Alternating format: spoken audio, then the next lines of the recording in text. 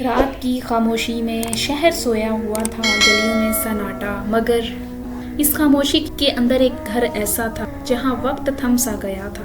احمد بستر پر لیٹا تھا، سانسیں بے ترتیب تھی، آنکھیں آسمان کی طرف جمی ہوئی تھی، اس کی زبان پر آوازیں کلمات تھے، شاید وہ کچھ کہنا چاہتا تھا مگر جسم ساتھ نہیں دے رہا تھا۔ اچانک اسے یوں محسوس ہوا جیسے کمرہ وسیع ہو گیا ہو، دیواریں پیچھے ہٹ گئیں، چھت بلند ہو گئی، سامنے نور اور ہیبت کا ایک عجیب سا منظر تھا۔ احمد سمجھ گیا وہ لمحہ آ چکا ہے جس سے انسان عمر بھر بھاگتا رہتا ہے۔ روح جسم سے جدا ہونے لگی، دنیا کی آوازیں مدھم پڑ گئیں، ماں کی دعائیں، بچوں کی ہنسی، کاروبار کی فکر سب پیچھے رہ گیا۔ اب وہ ایک نئے سفر میں داخل ہو چکا تھا۔ آنکھ کھلی تو وہ قبر میں تھا، مٹی کی ٹھنڈک جسم کو گھیرے ہوئے تھی، اندھیرا تھا مگر یہ عام اندھیرا نہیں تھا، یہ ایک ایسا اندھیرا تھا جو دل تک اترتا ہے۔ اچانک دو فرشتے نمودار ہوئے، ان کی آواز میں جلال تھا، سوال سخت تھے، تیرا رب کون ہے؟ تیرا دین کیا ہے؟ تیرا نبی کون ہے؟ احمد کے ہونٹ کانپے۔ وہ لمحے جو دنیا میں غفلت میں گزر گئے تھے اب ایک ایک کر کے سامنے آ رہے تھے، مگر اللہ کے فضل سے اس کی زبان پر سچ جاری ہو گیا۔ قبر میں کشادگی پیدا ہوئی، ایک کھڑکی جنت کی طرف کھل گئی، ٹھنڈی ہوا، خوشبو اور سکون نے اسے گھیر لیا۔ یہ برزخ تھی، انتظار کا عالم، نامکمل دنیا، نامکمل آخرت۔ وقت کا احساس ختم ہو چکا تھا، کبھی لگتا صدیاں گزر گئیں، کبھی یوں محسوس ہوتا جیسے لمحہ بھر ہوا ہو۔ وہ اپنے اعمال کو دیکھ رہا تھا، چھوٹے نیک کام جو اس نے معمولی سمجھ کر کیے تھے آج پہاڑ بن کر سامنے تھے، اور وہ گناہ جنہیں وہ ہلکا سمجھتا تھا آج دل پر بوجھ تھے۔ پھر ایک ہولناک آواز گونجی، زمین لرز اٹھی، آسمان پھٹ گیا، قیامت برپا ہو چکی تھی۔ لوگ ننگے پاؤں، ننگے جسم، خوف میں مبتلا کھڑے تھے۔ سورج سر پر تھا، پسینہ اعمال کے مطابق تھا، کوئی ٹخنوں تک، کوئی گھٹنوں تک اور کوئی ڈوبا ہوا تھا۔ نامہ اعمال دیا گیا، احمد کے ہاتھ میں دائیں طرف سے آیا، آنکھوں میں آنسو تھے، دل کانپ رہا تھا، پل صراط سامنے تھا، بال سے باریک تلوار سے تیز، نیچے جہنم دہک رہی تھی۔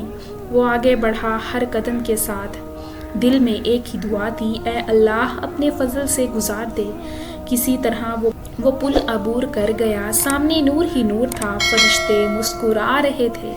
کہا گیا، سلامتی ہو تم پر، صبر کرنے کے بدلے یہ جنت تھی، یہ وہ جگہ جس کا وعدہ کیا گیا تھا، نہ خوف، نہ غم، نہ جدائی۔ احمد نے پیچھے مڑ کر دیکھا، دنیا بہت دور رہ گئی تھی۔ اسے احساس ہوا کہ اصل زندگی تو یہی ہے اور دنیا محض ایک امتحان۔ وہ مسکرا دیا کیونکہ اب اس کا سفر مکمل ہو چکا تھا۔ پیارے ناظرین، اب ہم بات کرنے جا رہے ہیں قیامت کی مختصر نشانیوں کے بارے میں۔ قیامت اچانک نہیں آئے گی، اس سے پہلے چھوٹی اور بڑی نشانیاں ظاہر ہوں گی، امانت ضائع ہو جائے گی، جھوٹ عام ہو جائے گا، گناہ فخر سے کیے جائیں گے، وقت تیزی سے گزرے گا، علم اٹھا لیا جائے گا اور پھر وہ دن آئے گا، ایک زوردار آواز گونجے گی، سور پھونکا جائے گا، زمین لرز اٹھے گی، پہاڑ روئی کی طرح اڑنے لگیں گے، سمندر آگ بن جائیں گے، آسمان پھٹ جائے گا۔ اللہ تعالیٰ فرماتا ہے جب سورج لپیٹ دیا جائے گا، یہ وہ لمحہ ہوگا جب ہر زندہ چیز فنا ہو جائے گی۔ دوسری مرتبہ سور پھونکا جائے گا اور سب قبروں سے اٹھ کر کھڑے ہوں گے، ننگے پاؤں، ننگے جسم، خوف میں مبتلا۔ ہر شخص کہے گا آج مجھے اپنی جان بچانی ہے۔ سورج 1 میل کے میدان پر فاصلے پر ہوگا، پسینہ اعمال کے مطابق ہوگا، کسی کا ٹخنوں تک، کسی کا گھٹنوں تک اور کسی کا گلے تک۔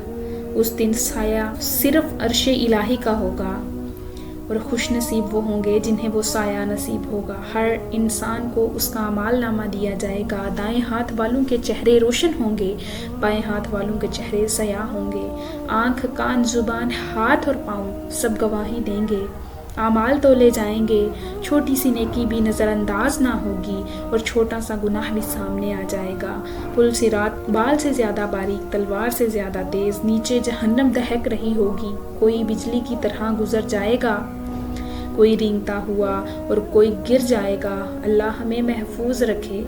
جہنم چیخ رہی ہوگی، کیا اور ہے، اور جنت پکار رہی ہوگی، میرے نیک بندو آ جاؤ، نہ اب موت ہے نہ غم۔